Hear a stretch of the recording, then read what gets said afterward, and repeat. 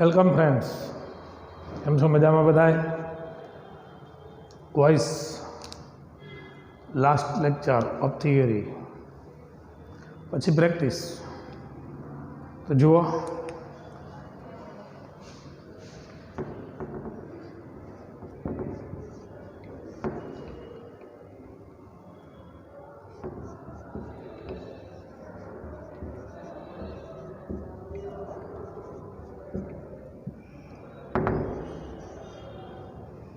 अन्य शब्दों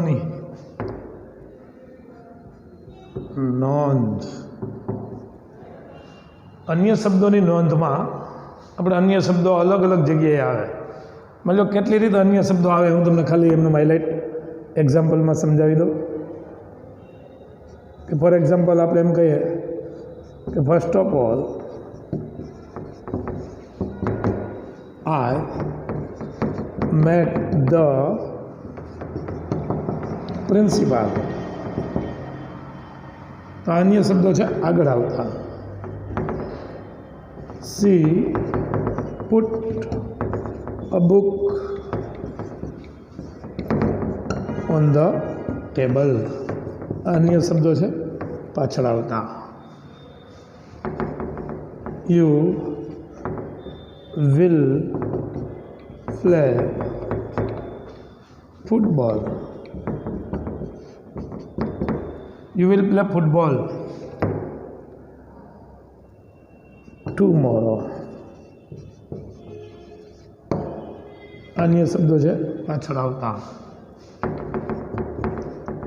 He can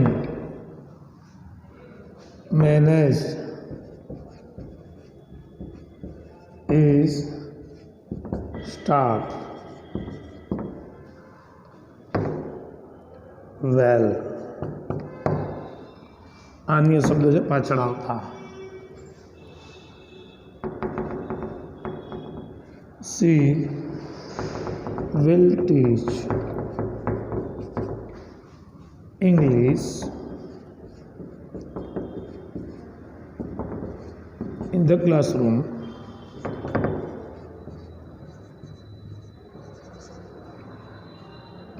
next Monday.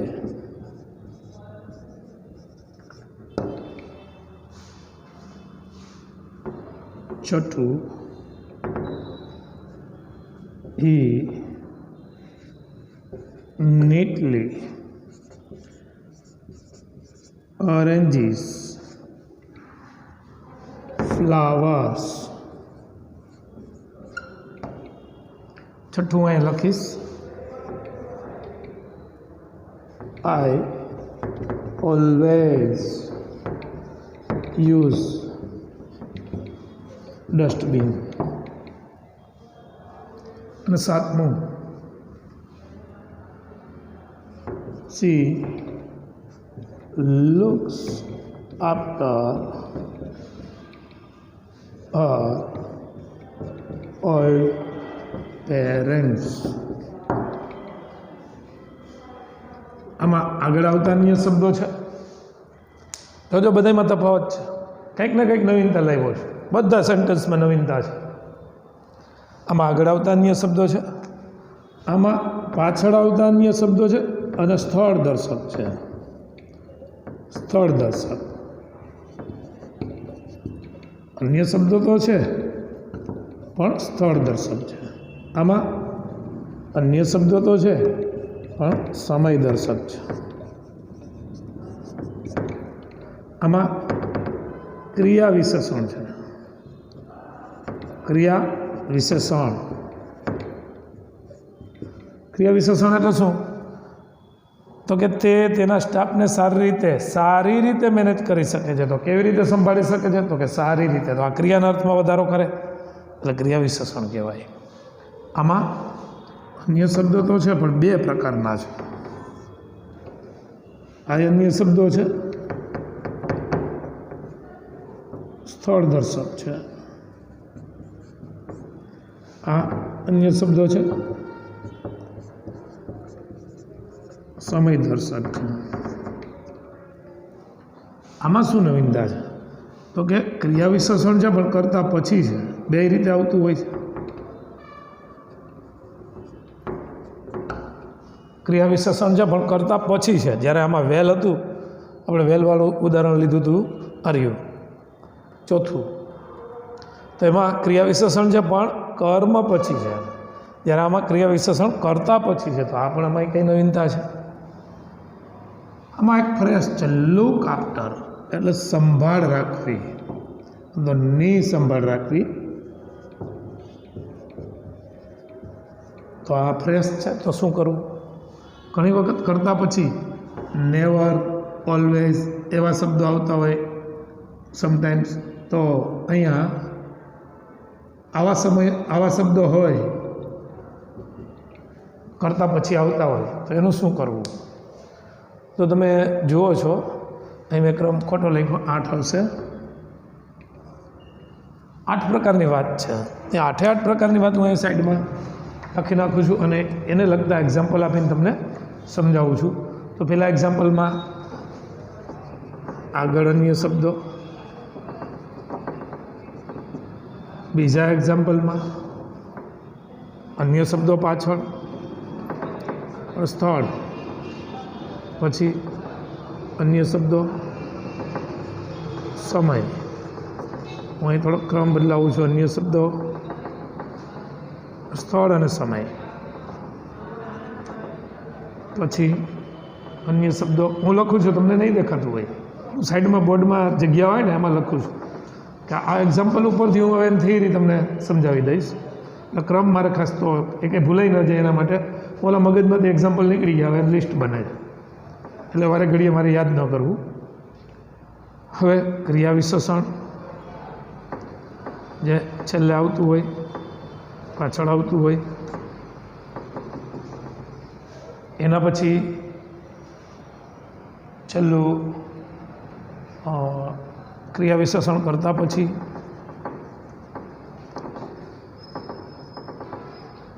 અને પછી ફ્રેશ આવતો હોય તો શું કરવું, અને પછી ઓલવેઝ, નેવર જેવા શબ્દો હોય તો કેમ કરવું. કુલ 8 છે, 1 2 3 4 5 6 7 ને 8. ઓકે, હવે આ બધી વાત રિપીટ થશે પણ થિયરીમાં.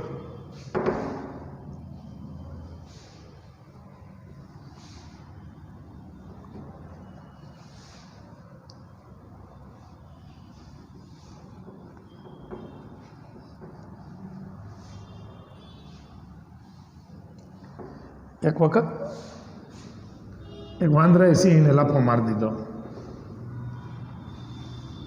વાંદરાએ સિંહને લાફો મારી દીધો ને એટલે પછી સિંહ થોડો ગાત મારી, વાંદરો એક લાપટ મારી જાય તો, એટલે એની પાછળ દોડ્યો એટલે વાંદરો આગળ અને સિંહ પાછળ. એક વળાંક આવ્યો તો ત્યાં છાપું પડ્યું હતું, એ છાપું લઈ અને વાંદરો આમ જે બાજુ સિંહ આવતો હતો ને એ બાજુ આડું છાપું રાખીને આમ વાંચવા એક્ટિંગ કરવા માંડ્યો. એટલે સિંહ દોડતો આવ્યો તો આમ ફરીને જોયું, આમ વળીને તો કાંઈ દેખાય નહીં કે વાંદરો, પણ આ છાપું વાંચતો હતો ને એને પૂછ્યું કે અહીંથી વાંદરાને દોડતો જતા જોયો? સિંહે એમ પૂછ્યું, ઓલો છાપું વાંચતો હતો ને એ જ વાંદરાને, એટલે કે આ જ હતો જે ભાગતો હતો એ જ. તો વાંદરો બોલ્યો, કયો એ ગયો ઓલા સિંહને લાફો માર્યો એ? સિંહ પાછો વળી ગયો. એ કે લ્યો હવે તો છાપામાં આવી ગયો, હવે હું કે વાંદરાને મારી નહીં કરવું. એટલે ઘણી વખત આવું બને. હવે આપણે અહીંયા પહેલો પોઈન્ટ, પહેલા પોઈન્ટમાં આપણે અહીં લિસ્ટમાં આગળ આવતા અન્ય શબ્દો, આગળ આવતા અન્ય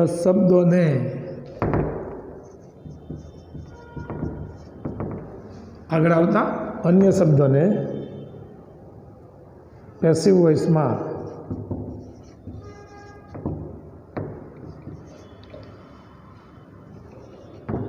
આગળ જ રાખવા.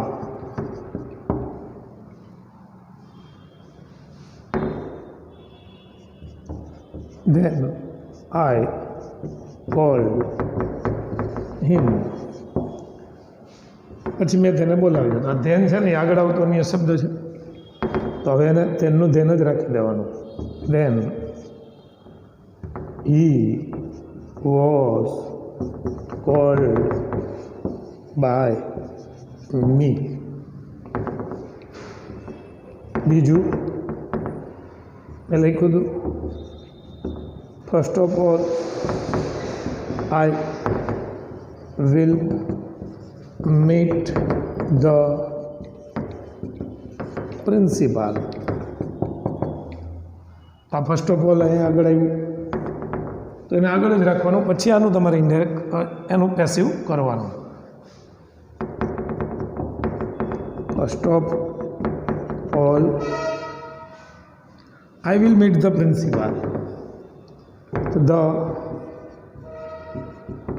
principal will be met by me. તમે જુઓ છો મિત્રો, આગળ અન્ય શબ્દ હોય તો આ રીતે જ રાખવાનું, આગળ હોય તો આ રીતે જ રાખવાનું, પછીના વાક્યનું પેસિવ કરવાનું. પેલી નોંધ આપણી પૂરી થઈ. અન્ય શબ્દો સ્થળ દર્શક હોય. જો વાક્યના અંતે અન્ય શબ્દો સ્થળ દર્શક હોય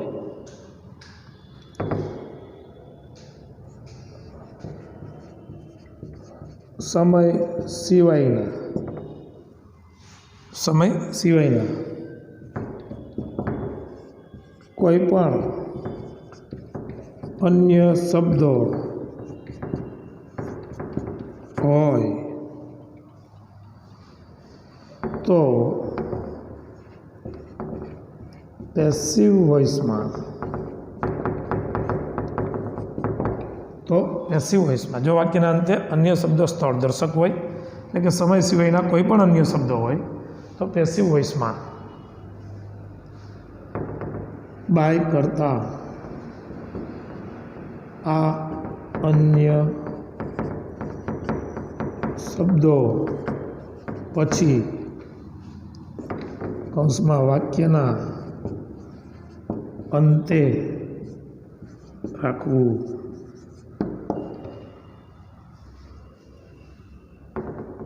ઉદાહરણ આમાં પેલું C will play football on the playground.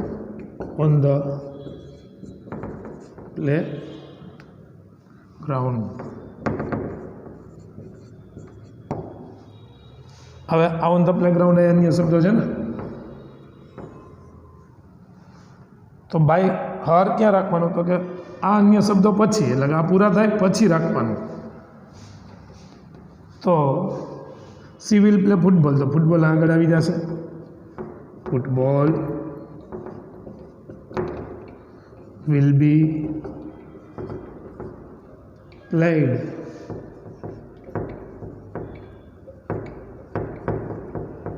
On the playground.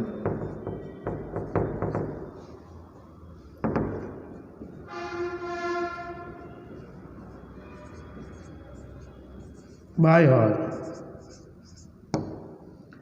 On the playground અન્ય શબ્દ આવ્યા પછી બાય હર આવ્યું. તમે આમ કરજો, આને અંડરલાઇન ને આને બોક્સ, એટલે કે બાય હર ક્યાં આવે છે ને દરેકમાં એ જોવાનું. ઓકે, આનું બીજું ઉદાહરણ, આનો સ્ક્રીનશોટ કરી લ્યો.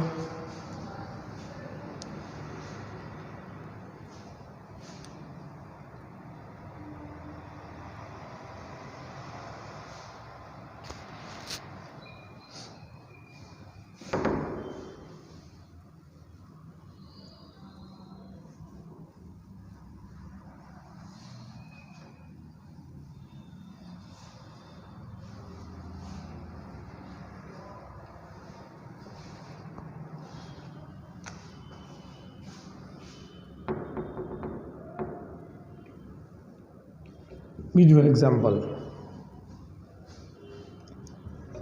he teaches English in our school. In our school અન્ય શબ્દો છે, સ્થળ બતાવતા છે. ઇંગ્લિશને આગળ લાવશો એટલે ઇંગ્લિશ સાદો વર્તમાનકાળ છે એટલે ઇઝ અને V3 taught. English is taught. અન્ય શબ્દો પહેલાં in our school by him. by him. By હિમને બોક્સ કરો અને અન્ય શબ્દોને અંડરલાઇન કરો. કે બાય હિમ ક્યાં લખાય છે એ તમને ક્લિયર થશે. ત્રીજી નોંધ, જો સમય બતાવતા અન્ય શબ્દો હોય તો શું કરવું? જો વાક્યના અંતે અન્ય શબ્દો સમયદર્શક હોય તો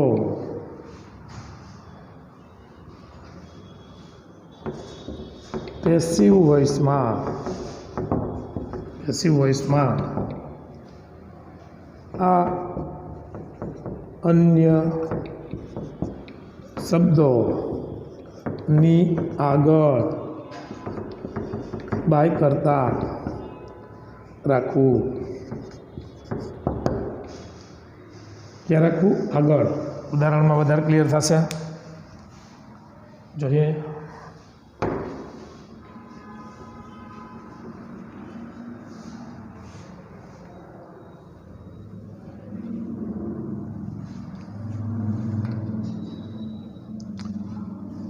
For example, he drove his car yesterday.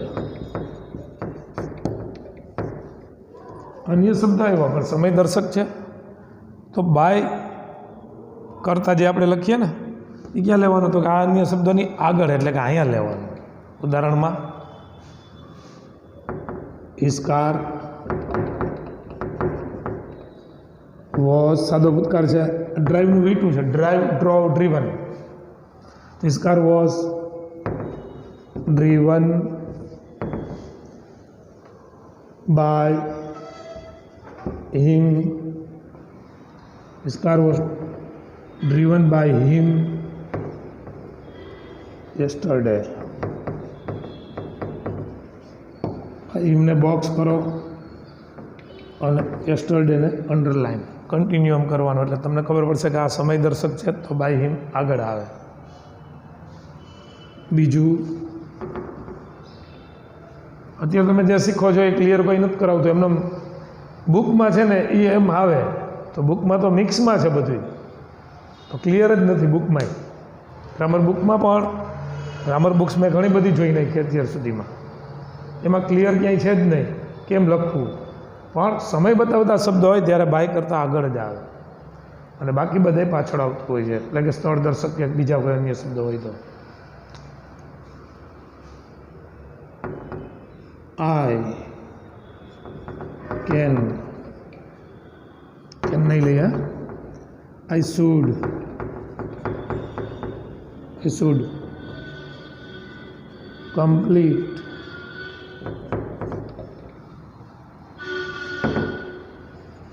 my work.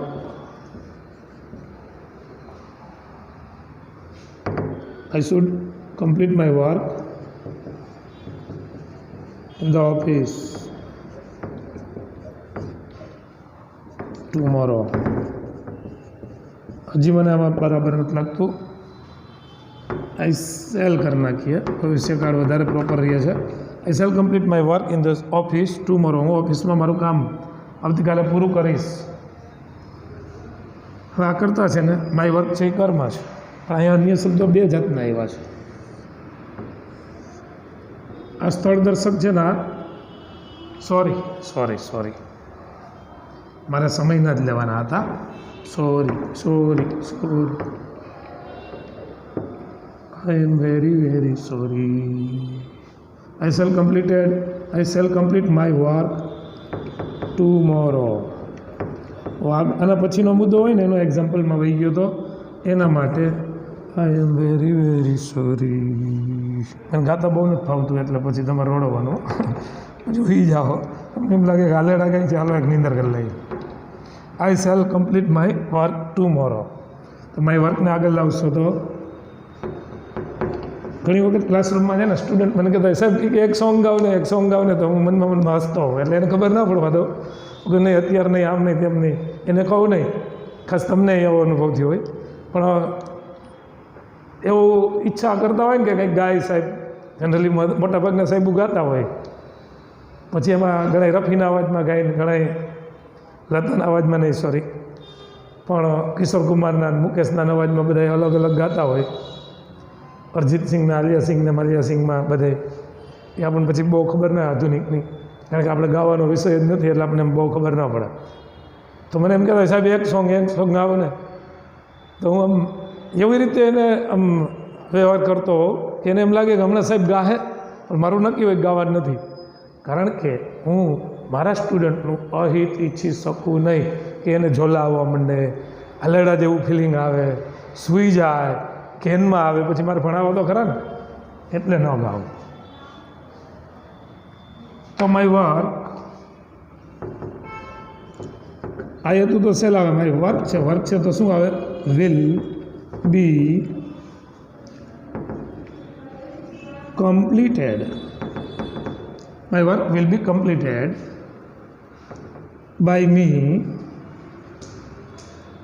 tomorrow. આમાં કેમ યસ્ટરડેની આગળ આવ્યું એમ જ બાય મી ટુમોરોની આગળ આવ્યું. આ બોક્સ છે ને એ મેન ઇન્ડિકેશન જા કરજો જ તમે પણ એ દરેકમાં કર્યા છે. ઓકે સ્ક્રીનશોટ કરજો.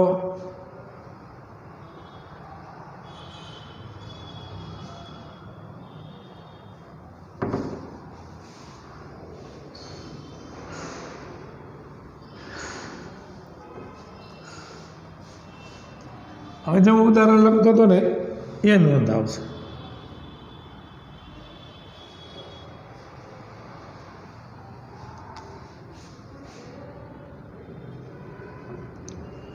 જો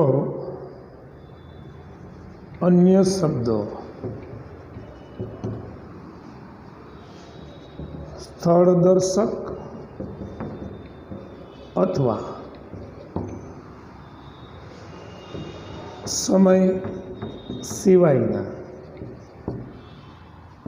કોઈ પણ અન્ય શબ્દ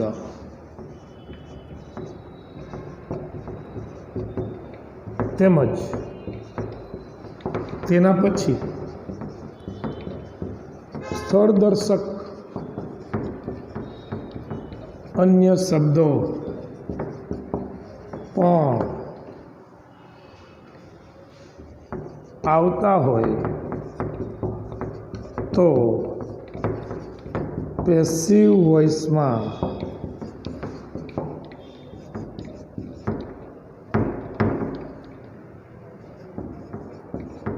સ્થળદર્શક પછી અને સમયદર્શક અન્ય શબ્દોની આગળ બાય કરતા રાખવું.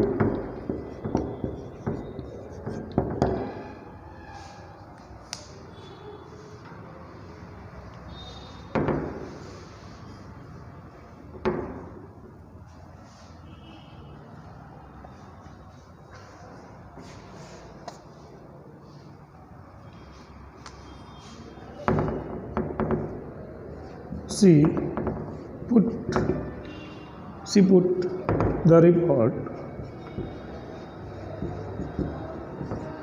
on the table yesterday. અહીં તમે જુઓ છો બે પ્રકારના અન્ય શબ્દો છે, ઓન ધ ટેબલ છે અને યસ્ટરડે છે. કર્મ રિપોર્ટ છે તો એને આગળ લાવશું. The report was put. એ પુટ્સ નથી ને એટલે સાદો ભૂતકાળ છે. બાકી તો સાદો વર્તમાનકાળ હોય તો ઈસી ને એસ લાગેલો હોવું જોઈએ ને. એટલે અહીંયા પુટ ત્રણેય રૂપ સરખા થયેલા. V2 છે, આ V1 નથી જ. નથી એની સાબિતી છે કે સીની હારે V1 હોય તો એસ લાગે સાદા વર્તમાનકાળમાં. આ એનું V2 છે એટલે સાદો ભૂતકાળ છે એટલે વોઝ લીધું પુટ. V3 પુટ જ થાય. On the table by her yesterday. On the table આ બાય હર જેને આપણે બોક્સ કરીએ છીએ આ યસ્ટરડે. આમ તમારે અંડરલાઈન કરવાની. અહીં લખવું હોય તમે દરેકમાં લખી શકો. આ સ્થળ દર્શક, આ સમય દર્શક.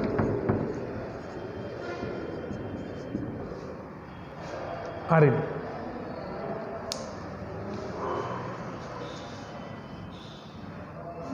હજી એક example.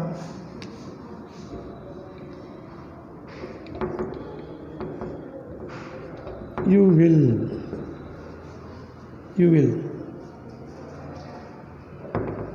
will sell the product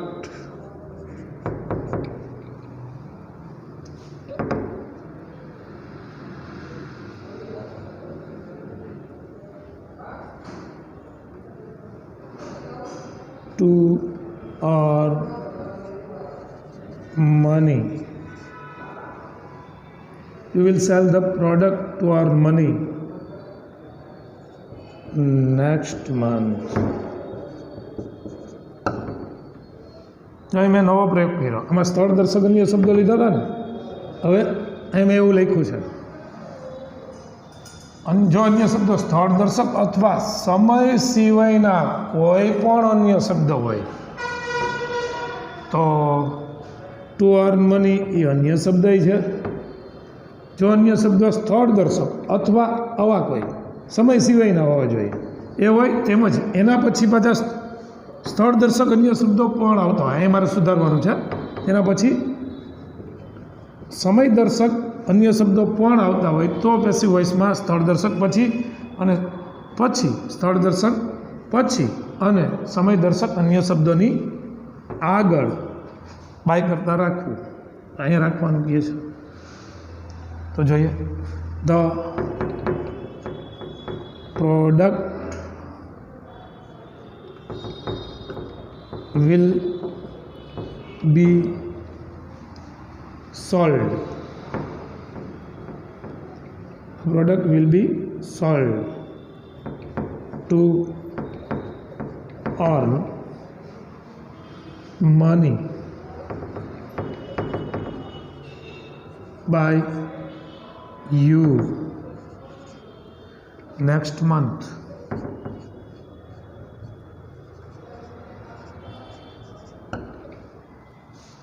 The product will be sold to earn money by you next month. તો ટુ અર્ન મની આ અન્ય શબ્દો છે, સમય સિવાયના છે. પછી સ્થળ હોય કે બીજા કોઈ પણ હોય આવા ઇન્ફિનિટિવવાળા.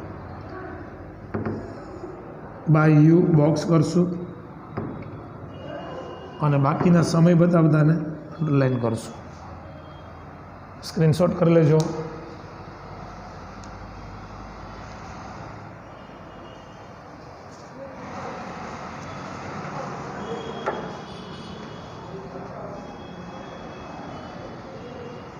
ચાર પોઈન્ટ પૂરા થયા, 4 બાકી છે.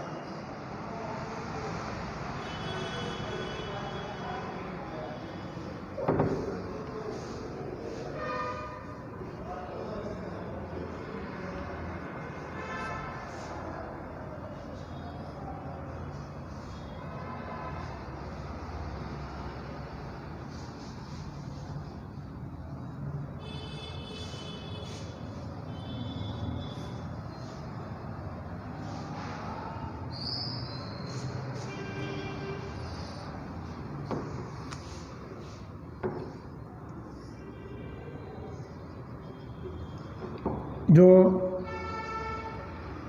અન્ય શબ્દ તરીકે કર્મ પછી તરત જ ક્રિયા વિશેષણ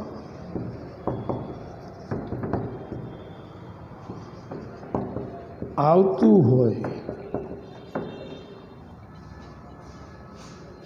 તો પેસિવ વોઇસમાં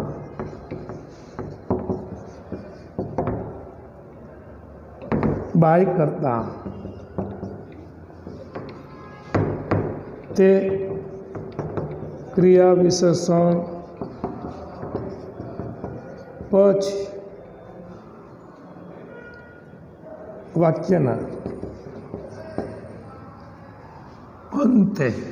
અંતે રાખવું.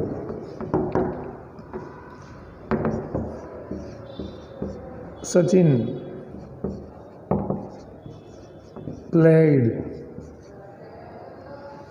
પ્લેડ ક્રિકેટ વેલ. આ ક્રિયા વિશેષણ છે.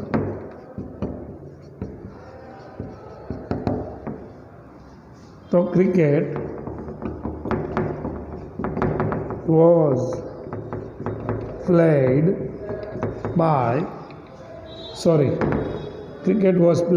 well by L. Hey son, what are you doing? બે વાર બીજું વિચારતો હતો. Cricket was played well by Sachin. તમે આમ લેશો ને તો તમને મજા નહીં આવે. Cricket was played by Sachin well. By Sachin કહી દીધું પછી થોડુંક વેલ આવે. આવું હાલે છે. હું તો અભ્યાસ કરતો હોઉં. એક ઇન્સ્ટિટ્યૂટ છે એમાં ગુજરાતી મીડિયમના આમ તો ટીચરે કંઈક જુદું આવું આમાં કરાવે અન્ય શબ્દોની રામાયણમાં, અને ઇંગ્લિશ મીડિયમના કંઈક જુદું કરાવે. આ વોઇસ તો બધા મીડિયમમાં કદાચ ઉર્દુમાં હોય ને તો એ જ રીતે નિયમ. અને મીડિયમ ગમે એ હોય, મારું કહેવાનું એમ છે ઇંગ્લિશ લેંગ્વેજના જ વોઇસ હોય. એટલે આમાં બધું હાલે છે લોલમ લોલ, કારણ કે બુકના આધારે બધું હાલતું હોય ને એટલે. ઇવન તમે કોઈ પણ બુક લેજો ને તમને એમાં વેરાયટી જોવા મળશે. આવું કંઈ જોવા જ નહીં મળે, એટલે તમને ગોથે ચડાવશે. કારણ કે બુક વડે બરાબર ક્લિયર નથી, પણ આ ખરેખર એના રૂલ્સ છે. આ અનુભવના આધારે, જેને કહેવાય રીડિંગના આધારે, થોડાક આમાં ઊંડા ઉતરા હોય, વિદેશી જે કંઈ લેંગ્વેજના જે કંઈ રેફરન્સ હોય, આપણે ગૂગલમાં જઈને ઘણું બધું આમાં સર્ચ કરીને પછી આ બધું નક્કી થયેલું છે. આ બધું તમારે એક્સેપ્ટ કરીને જ હાલવાનું કે cricket was played well by Sachin. તમને આમે ગળે ઉતરશે આ વાત, આ નહીં ઉતરે. Cricket was played by Sachin well. Cricket Sachin દ્વારા રમાયું હતું સારી રીતે, એમ નહીં હોય. ક્રિકેટ સારી રીતે સચિન દ્વારા રમાયું હતું, તો બાય સચિન છેલ્લે સારું યોગ્ય લાગે છે, આપણામાં હાર્ટલી એક્સેપ્ટ થાય છે. તમે એમ કરો, માની લો કે report was put by her on the table. એમ ના હોય. Report was put on the table. રિપોર્ટને ટેબલ પર મૂકવામાં આવ્યો. કોના દ્વારા? By her. છેલ્લે આવે.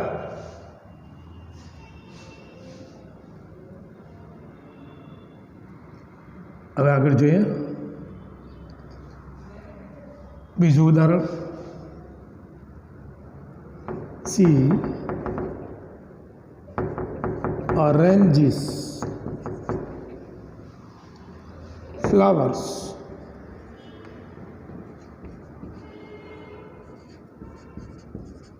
beautifully. આ ક્રિયા વિશેષણ છે. કેવી રીતે અહીં પૂછો ને હાવ, એટલે તમને જવાબ મળે. કેવી રીતે ગોઠવે છે? તો કે સુંદર રીતે. તો flowers are arranged. Flowers are arranged. હવે લઈ લેવાનું. Beautifully by her. આમાં તમારે આમ અંડરલાઈન કરવાની, આમાં આમ કરવાની, આ રીતે બાય હર બાય સચિન. આજે બ્યુટીફુલી આવ્યું તો બ્યુટીફુલી પછી બાય હર. આમાં વેલ આવ્યું તો વેલ પછી બાય સચિન. ઓકે, છઠ્ઠો આપણો પોઈન્ટ જોઈએ, આનો સ્ક્રીનશોટ કરી લ્યો.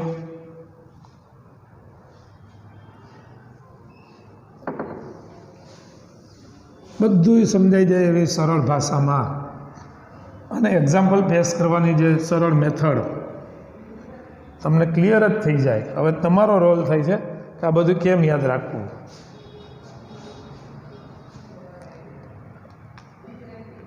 હવે ક્રિયા વિશેષણ કરતા પછી હોય તો શું કરવું એ જોઈએ.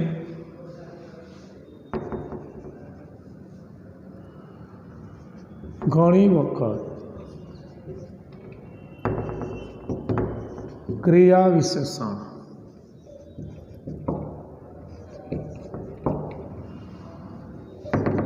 કરતા પછી તરત જ હોય ત્યારે પેસિવ વોઇસમાં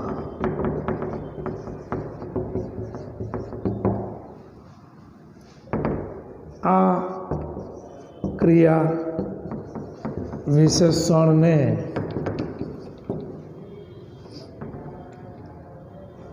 સહાયકારક ક્રિયાપદ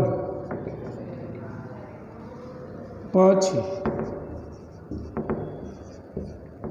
મૂકવું. ઉદાહરણમાં સમજીએ. હી carefully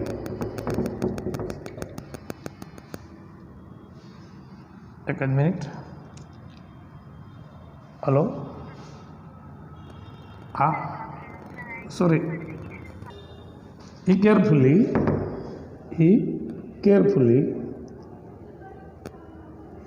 cleans his house every day. રાખવું હોય તો ડબલ પ્રયોગ તમને થાય ને. અહીંયા અન્ય શબ્દો છે ને અહીંયા છે, પણ આપણે નોંધ કોની છે? આની છે. આ તો સમય બતાવતા છે એટલે બાય કરતા તો અહીંયા જ આવશે. પણ આ કેરફુલીનું શું કરવું? તો હિઝ હાઉસને આગળ લાવશો તો હિઝ હાઉસ ઇઝ, આ સહાયકારક આવ્યું ને ઇઝ, પછી કેરફુલી લેવાનું. Carefully, his house is carefully clean by him. હવે સમય બતાવતા એવા તો એવરી ડે. શીખવાનું અહીંયા હતું કે આ કેરફુલી હોય તો સહાયકારક પછી રાખવું. આમ કરજો, ઇસ પછી કેરફુલી.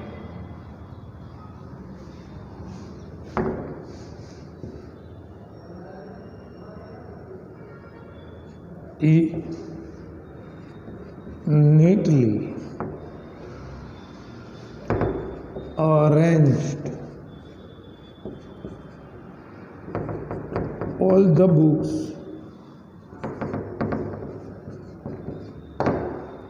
neatly ક્યાં આવ્યું? અહીંયા. તો હવે તમારે પેસિવમાં ઓલ ધ બુક્સને પહેલાં તો આગળ લાવશો અને અંડરલાઇન નહીં કરતા તમે. તો all the books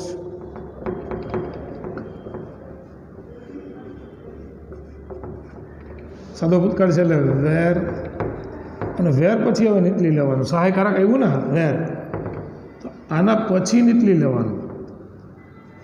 neatly. Nita Ambani હોય ત્યાં તમારે બોલવાનું નહીં નીટલી. હો, નગર એને એમ કે તું કારે બોલાવે એ નીટલી. હા, તો કે આપણને એવો મોકો ન મળે અને તમારે બોલી લેવું હોય તો ગમે ત્યાં નીતા અંબાણી હોય ત્યાં તમે ગયા હો તો ગમે એ વસ્તુ નીટલી એટલે આમ સુઘડ થાય. એટલે વ્યવસ્થિત રીતે બધું ગોઠવેલું હોય નીટલી, નીટ એન્ડ ક્લીન કહીએ ને આપણે વ્યવસ્થિત. ત્યાં તમારે બોલવાનું જો તો બધું દે arranged all the things neatly જોરથી બોલવાનું. એટલે નીતાબેનને એમ કહેવાય જાય નીટલી. જો કે આપણે કહેવાનો હક નથી થતો, આપણે નાના છીએ, આ ધ્યાન રાખવું. All the books were neatly arranged.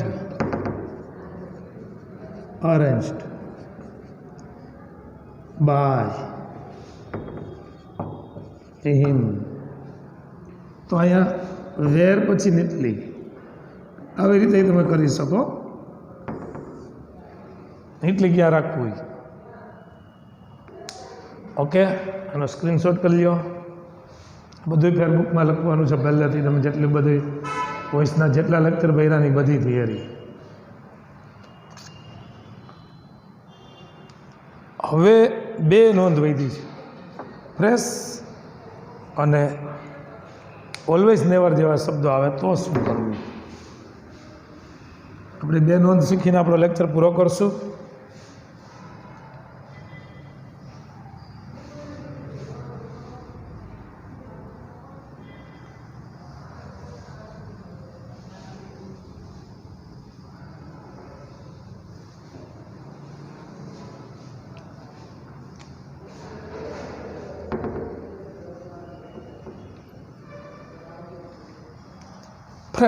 ફ્રેશવાળી નોંધ લખીએ. જો વાક્યમાં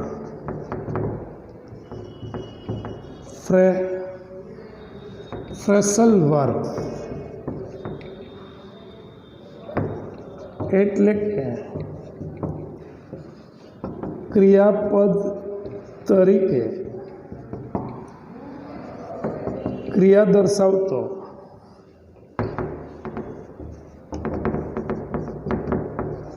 ફ્રેશ એટલે કે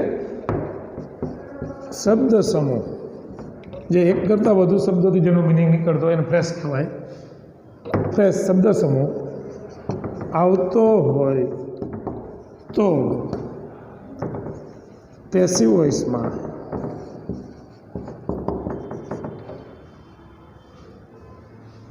વોઇસમાં આ ફ્રેશના કોઈ શબ્દોને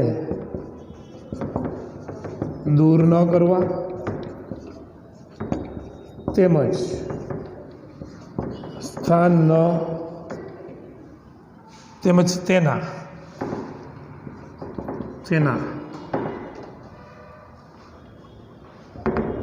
સ્થાન બદલવા નહીં. બીજી રીતે કહીએ તો શબ્દ સમૂહ જેમ હોય ને, માની લો લુક આફ્ટર હોય તો લુક આફ્ટર જ રાખવાનું. તમે લુકને પછી આફ્ટરને પાછળ લઈ જાઓ તો ના હાલે, તોડી નહીં નાખવાનો ફ્રેશને. બરાબર, હું તમને સમજાવું છું ઉદાહરણમાં. He looks after his old parents. અહીંયા હી છે, અહીં ઇઝ ઓલ્ડ પેરેન્ટ્સ છે. આ બેના સ્થાન ફેરવો એટલે ઇઝ ઓલ્ડ પેરેન્ટ્સ અહીં આવી જશે. ઇઝ ઓલ્ડ પેરેન્ટ્સ સાદો વર્તમાનકાળ છે એટલે આર. હવે આ ફ્રેશ આવ્યો.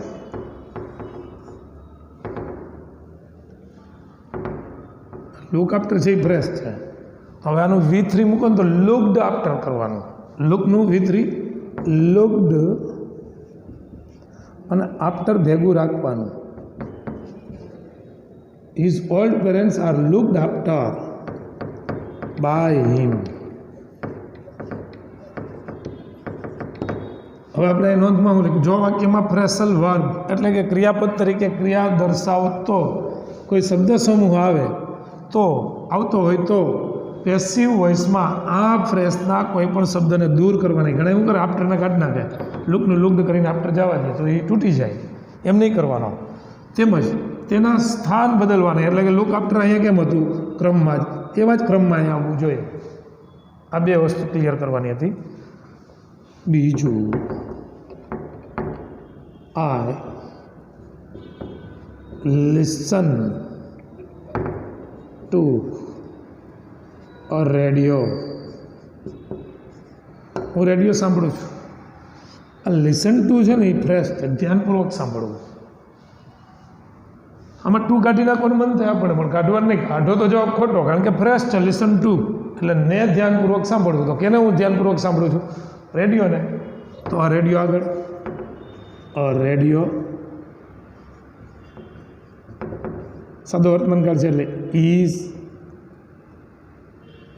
લિસન ઈડી લાગશે ટુ આ લિસન ટુ છે ને એમાં અહીંયા પણ listen to radio is listen to by me આ નોલેજ ન હોય ને એટલે તમને એવું લાગે કે આનું ટુ બરાબર મજા નથી આવતી radio is listened to by me to અને બાય બાજુમાં આવી જાય પણ આ પ્રેપોઝિશન નથી આ તો ફ્રેશનો ભાગ છે આનો હિસ્સો છે લિસન ટુ આ કોઈ પ્રેપોઝિશન બાજુમાં બે નથી આવી ગયા કારણ કે બે પ્રેપોઝિશન બાજુમાં ના આવે પણ આવી રીતે આવે હી લુક્સ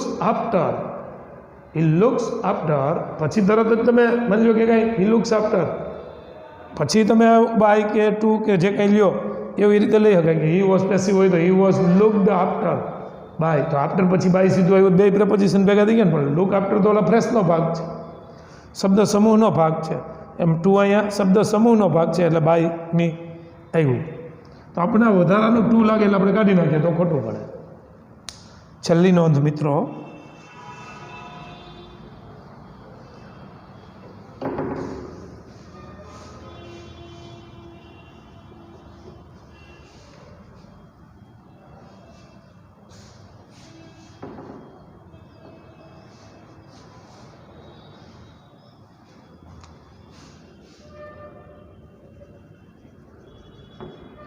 છેલ્લી નોંધ એમાં જો કરતા પછી ઓલવેઝ ઓફન નેવર જેવા શબ્દો હોય તો પેસિવ વોઇસમાં આ શબ્દોને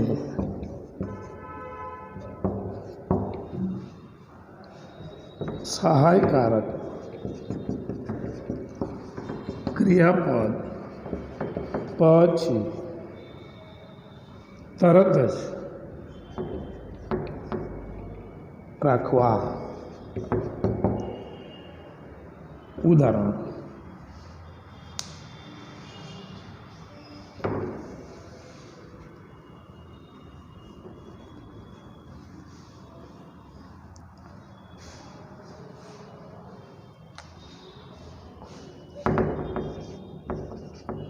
You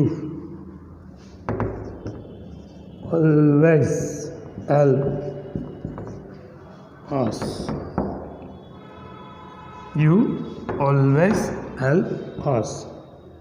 You અને અસના સ્થાન પર આવશે એટલે અહીં સુધી જશે વી હવે સાદો વર્તમાનકાળ છે હેલ્પ છે એટલે તો વી આર હવે સહાયકારક આવી ગયું કારણ કે એમની સાર પ્લસ વી3 આવવાનું તો હવે ઓલવેઝ લેવાનું વી આર ઓલવેઝ હવે વી3 હેલ્પ બાય યુ તો અહીંયા તમે જુઓ ઓલવેઝ અહીંયા હતું અહીંયા અંડરલાઈન રાખજો ઓલવેઝમાં અને હવે ઓલવેઝ ક્યાં આવ્યું છે એ જુઓ વી3 અને સહાયકારકની વચમાં એટલે કે સહાયકારક પછી બીજું એક્ઝામ્પલ સી નેવર ટેક્સ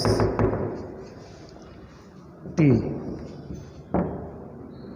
તો સી અને ટીના સ્થાન ફેરવશો એટલે ટી સાદો વર્તમાનકાળ છે એટલે ઇઝ હવે નેવર વી3 લેશું એટલે ટેકન બાય આમાં તમે નોટ કરો નેવર આવ્યું કરતાં પછી તો પેસિવ વોઇસમાં સહાયકારક અને આ ઇઝ સહાયકારકને એના પછી નેવર એટલે કે સહાયકારક અને વી3ની વચમાં નેવર આવ્યું તો મિત્રો આ હતી આપણી પેસિવ વોઇસની થિયરી અત્યાર સુધીનું આપણું પેસિવ વોઇસની જે થિયરીનું કામ હતું એ પૂરું થયું. હવે આપણે પેસિવ વોઇસની પ્રેક્ટિસ કરવાના છીએ.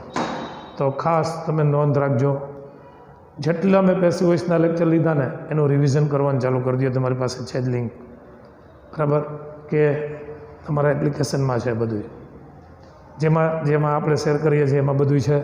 તમે રિવિઝન કરવા માંડો આજે સાંજે, એટલે કે આપણો આ જે લેક્ચર જે દિવસે અપલોડ થાય છે, એટલે કે મારા અંદાજ પ્રમાણે શુક્રવારે, બરાબર, તો શુક્રવારે સાંજે હું તમને, કારણ કે આવા બધા પ્રયોગો તમને જોવાઈ ગયા ને, હવે એ પ્રયોગોવાળા હું મિક્સમાં બધા વાક્યો આપીશ, મિક્સમાં, બરાબર, તો એ તમને આવડતા હોવા જોઈએ. ઓકે. હવે બીજી વાત, એક વાક્ય મારે મેં તમને થિયરીમાં 6 કાળ, એટલે કે સાદો વર્તમાનકાળ, સાદો ભૂતકાળ, સાદો ભવિષ્યકાળ, મોડલ ઓક્ઝિલરી, પૂર્ણ વર્તમાનકાળ અને ચાલુ વર્તમાનકાળ, આમ 6 કાળ મેં તમને શીખવા. પણ આ તમને કાંઈ નથી શીખવો, ચાલુ ભૂતકાળ અને પૂર્ણ ભૂતકાળ. હવે એની હું તમને હાઇલાઇટ વાત કરી દઉં, કારણ કે એમાં મારે કંઈ શીખવાનું નથી, ખાલી ટ્રીક આપવાની છે. મતલબ કે આપણે એમ કહીએ આઈ એમ સિંગિંગ અ સોંગ, તો આનું તમે પેસિવ કરો તો શું થાય? A song is being sung by me. તો ઇઝ બીઇંગ સંગ. હવે આ ચાલુ વર્તમાનકાળ હતો ને, હવે એને બદલે જે મેં નથી શીખવું એનું ઉદાહરણ લઉં. I was singing a song. તો કયો કાળ છે? વોઝ સિંગિંગ, ચાલુ ભૂતકાળ છે. તો તમે અહીંયા શું કરો છો? Am is are plus being plus V3 કરો છો ને. અહીંયા તમે એમ ઇઝ આર લ્યો છો ને, એમાં આમાં પેસિવમાં વોઝ વેર લેવાનું. અહીં શું લેવાનું? વોઝ વેર. બસ, બાકી તો સેમ. ચાલુ કાળમાં આ નિયમના બેયમાં સેમ જ લાગે. ચાલુ ભવિષ્યકાળનું પેસિવ થતું નથી. તો a song was being sung by, a song was being sung by me. એટલા માટે કરાવી દો કે તમને હું એક્સરસાઇઝ આપું તો એમાં આવું કંઈ વાક્ય હોય તો તમને એમ ન થાય. અહીંયા તમારે શું લેવાનું હતું? ઇઝની જગ્યાએ વોઝ. બાકી તો બીઇંગ સંગ તો બીઇંગ V3 તો બેયમાં આવે. ચાલુ કાળમાં બીઇંગ V3 આવે, અહીંયા ચાલુ વર્તમાન કાળ હોય તો એમ ઇઝ આર લેવાનું, આમાં વોઝ વેર લેવાનું. એવું જ પૂર્ણ ભૂતકાળ. તો મેં તમને પૂર્ણ વર્તમાનકાળ શીખવાડ્યું છે. તો પૂર્ણ વર્તમાનકાળનું એક ઉદાહરણ આપણે જોઈ લઈએ. He has broken those toys. તો તમે આનું પેસિવ કરો એટલે શું કરો? ધોઝ ટોયસને આગળ લઈ આવો. તો ધોઝ ટોયસ હેવ આવી જશે, બહુવચન છે એટલે have. Those toys have been broken by him. હવે એને બદલે આમ હોય કે હી, પૂર્ણ ભૂતકાળનું આપું છું. હી એવની જગ્યાએ શું આવ્યું? એઝની જગ્યાએ શું આવશે? હેડ. Broken those toys. તો તમારે આમ જ કરવાનું છે. ધોઝ ટોયસ, હેવની જગ્યાએ આમાં હેવ આવ્યું ને, શું કામ? બહુવચન હતું, હેવ આવ્યું હેવેઝમાંથી. અહીં તમારે હેડ છે ને, તો અહીં તમારે હેડ રાખવાનું છે. બાકી બધું બીન V3 તો આવશે. બીન બ્રોકન બાય હિમ. તો આમાં હેવ કે હતું, તો આ આપણે શીખા છીએ ને આપણે નથી શીખા. તો એમાં ફેર શું? તો કાંઈ હેડ હોય તો આપણે હેડ રાખવાનું, હેવેઝ હોય તો અહીં હેવેઝ રાખવાનું, હેડ હોય તો હેડ રાખવાનું. બીન V3 તો એમાં આવે જ. એટલે કે પૂર્ણ વર્તમાનકાળ આવડે તો પૂર્ણ ભૂતકાળ તમને આવડે, અને ચાલુ વર્તમાનકાળ આવડે, ચાલુ વર્તમાનકાળ આવડે તો ચાલુ ભૂતકાળ આવડે. એટલે મેં તમને એનું એક એક એક્ઝામ્પલ કરાવી દીધું. ઓકે, આજનો લેક્ચર આપણે પૂરો રાખીએ. Bye see you. આજના હોમવર્ક માટે તૈયાર રહેજો અને એની પ્રિપેરેશન કરી રવિવારની ટેસ્ટ ભરી અને પછી મારું હોમવર્ક કરજો. ઓકે.